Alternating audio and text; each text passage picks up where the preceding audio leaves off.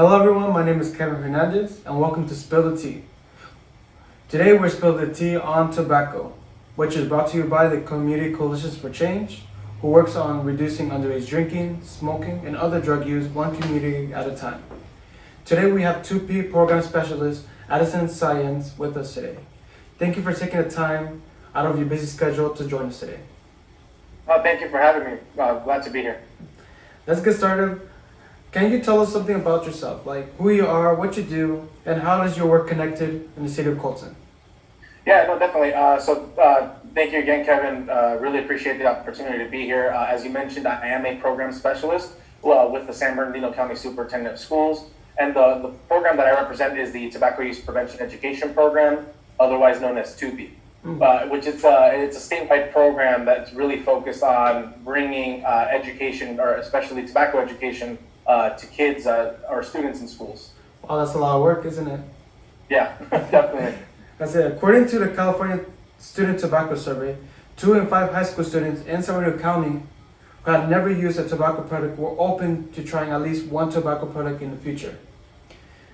That way, I see kids who are trying tobacco products know very little about them. What is the importance of tobacco use prevention education? Yeah, so 2B, it's a very important program the way that we see it. So what the whole goal of 2B really is to bring, or really to create life skills. So what we're really working on is working with students on how they can start gaining these tools so that way they can learn later on in life how to create informed decisions. I think that's the real basis of what 2B is. However, with 2B, what we're really focused on is tobacco, right? The skills that you're going to gain through this program, you can use and apply on any other, life decision you're going to be making. But with 2B specifically, we're looking on how do we prevent youth use from tobacco. So the 2B program really has 3 main components, which is prevention, intervention, and cessation. So the prevention aspect, really what it is, it includes curriculum, right? So what we're doing is we're going into the schools and we're educating kids, or students, I should say, on the dangers of tobacco and vaping, but also just what that exactly does to the body. So the curriculum is only an hour a week, and it's only for 5 weeks. So it's really simple, and it's created by researchers at Stanford University. So it's created in a way that's going to be enjoyable to take in and really understandable, especially for I would say middle and high school students. Another thing that it incorporates is a peer leadership component. So what it does is, this is where your life skills are coming in, right? You're learning on how to make decisions. You're learning public speaking skills, right? You're going to be incorporating presentations and other things that you're going to be doing in your school to be able to educate your peers. Also, these peer leaders will be organizing school events. So, we can incorporate a tobacco prevention theme, such as Red Ribbon Week or National Take Down Tobacco Day, which is a very popular one.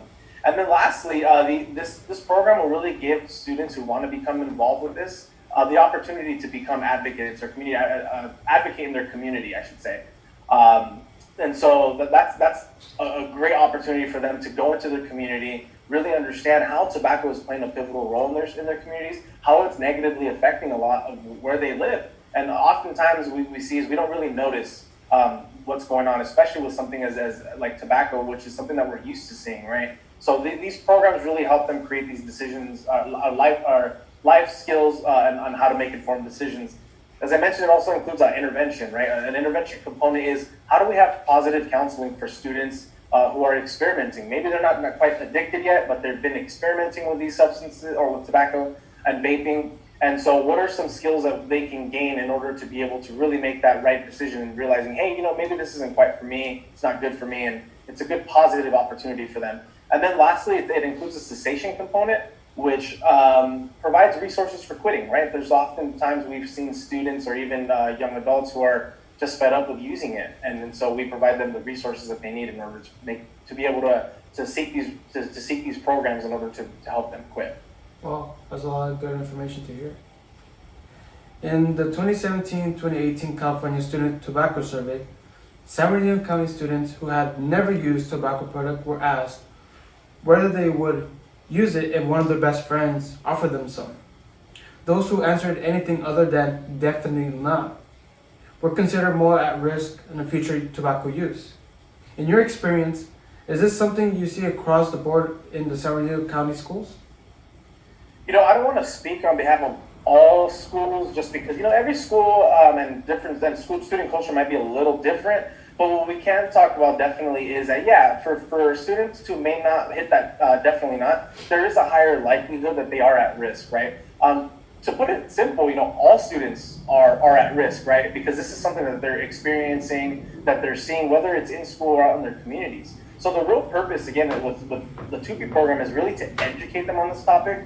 As I mentioned, there is that curriculum, right? So we have the researchers who have the latest and greatest information on tobacco and vaping. So what this does is it's going to give them the opportunity to really learn in their school environment. So it's not something that we're asking them, hey, take some other time out of your day to do this. It's already embedded in what they're doing every day.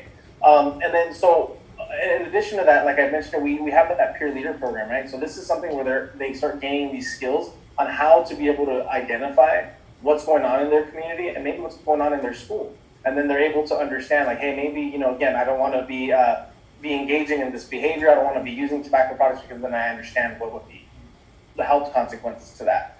And so, again, I think the real purpose of 2P is really to educate them on the topic, but also really to give them the life skills. So, so that way, if they're on the fence of using, hopefully that this program will allow them the opportunity to really gain the confidence to realize that, hey, I don't want to do this. Maybe my peers shouldn't do it either, and then they'd be more of an advocate for their friends as well. No, I understand. I have another question on my notes. And do you believe peer influences play a role in initiating tobacco use? If so, how can tobacco education help reduce peer influence? So peer influence is probably one of the most important components of the work that we do, right? I'm going to put it plain and simple. If I'm going to be talking to a classroom of high school students, chances are they'd rather take in the information from one of their friends or one of their peers or maybe a classmate. They look at me like and saying, hey, this guy's old, he doesn't know what he's talking about, So peer influence is huge. And I can even speak to myself. When I was in high school, I didn't really pay attention to other people who were telling me, don't do this, don't do that, because you hear it all the time. But when you hear your friends telling you something, you tend to listen to them just a little more. So definitely peer influence is a huge plays a huge role in any students or young adult's life, right? So as I mentioned with our 2P program, it incorporates a peer education program. So it's going to create this. We're going to identify students who are interested in becoming peer leaders, and this is going to give them the opportunity to get further training, not just the basic education, but really be trained on public speaking, on the topic. On how to get advocacy skills, and then that's going to allow them the opportunity to be able to go out to their peers and do presentations for them. Or it's going to just be able to word of mouth, just being able to talk to them. Maybe they can host a booth during lunch to share this information. Chances are, like I mentioned, they're going to listen to their friends before they're going to listen to someone like me. And so it really is going to be a huge role for students to be able to really participate in this program, because they're going to be the ones who are going to make that difference. And then also, we think that by incorporating this peer education, peer leadership approach, we're creating a holistic program, right? So not only are we providing them the education in the classrooms, not only are we creating school events, not only are we providing cessation resources for those who may be looking to quit, but we're also giving youth the opportunity to be the leaders and to really be the ones to take control. Right, and to be able to be the ones to inform their peers on the dangers of tobacco and vaping. No, I understand what you're trying to say. Across the board, do you believe environment has an impact on high exposure rates to tobacco products? Oh yeah, definitely. I'm not sure if you heard the saying, but they say you're a product of your environment. Have you heard that before? Yeah, I did. Yeah, so being a product of your environment is huge. So what happens is what we're seeing, what the data shows, is that for people who are surrounded by more or who have more of these products around them, who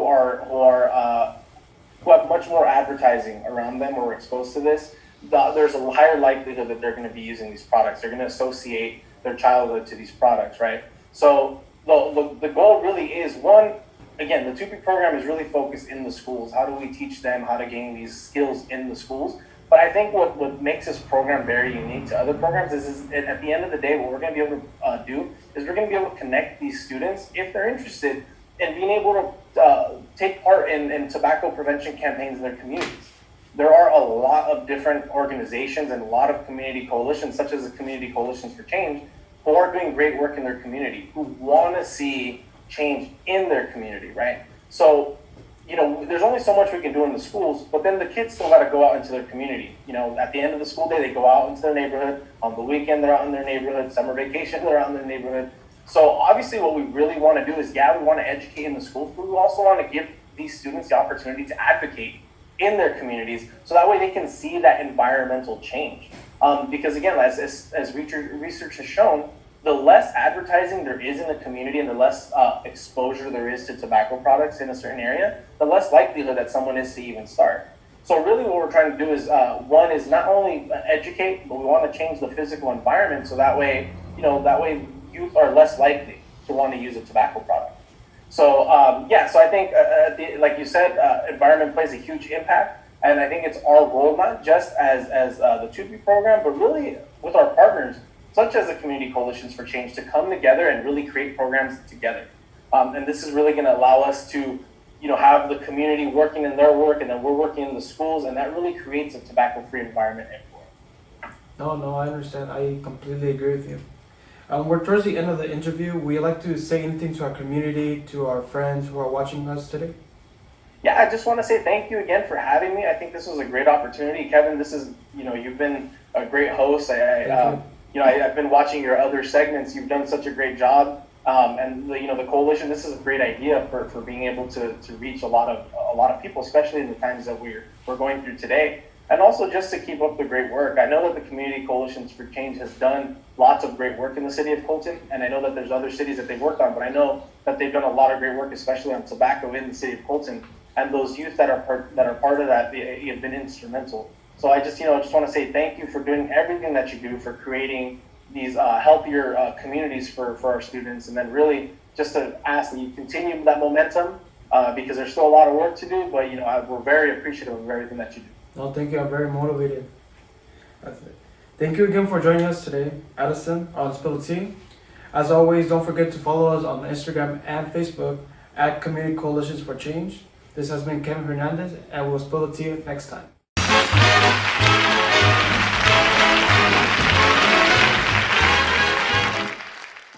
Hey everyone, this is a message on behalf of the Colton Community Coalitions for Change. This video is a reminder that you can all make a positive change in your community to help reduce tobacco and other drug use among youth. How, you may ask? Calling all Colton residents! We invite you to take part of our current Mission Possible campaign to reduce youth access to tobacco products. All youth and adults are welcome to participate from the city of Colton. By joining this campaign, you'll have the opportunity to express your opinion on underage tobacco use and to be a part of the positive community conversation. Sign up today to receive your very own Mission Possible kit, which includes this cool t-shirt and more. For more information or to join this campaign, email communitycoalitionsforchange@gmail.com. And again, thank you for watching. Enjoy your day.